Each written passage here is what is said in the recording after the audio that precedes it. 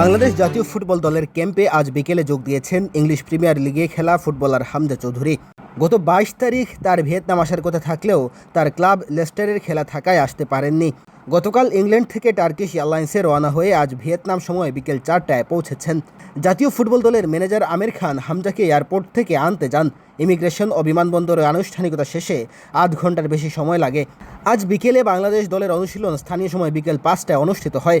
Hong Kong এবং Singapore ম্যাচকে সামনে রেখে বাংলাদেশ দলের অনুশীলন ইতিমধ্যেই শুরু হয়ে গেছে।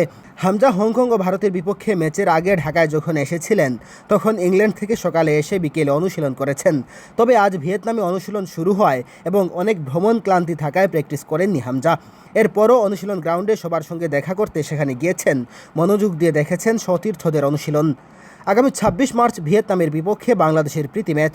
ওই ম্যাচ খেলে পরের দিন সিঙ্গাপুর রওনা হবেন জামালরা। ৩১ মার্চ সিঙ্গাপুর ম্যাচ খেলে জামালরা ঢাকায় আসবেন আর হামজা ফিরে যাবেন ইংল্যান্ডে।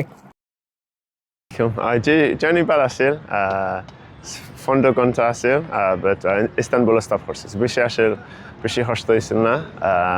I arranged the Amashab Balasil, Alhamdulillah. I'm excited. How could train for them team for the game, Khaltam Vietnam Shanga.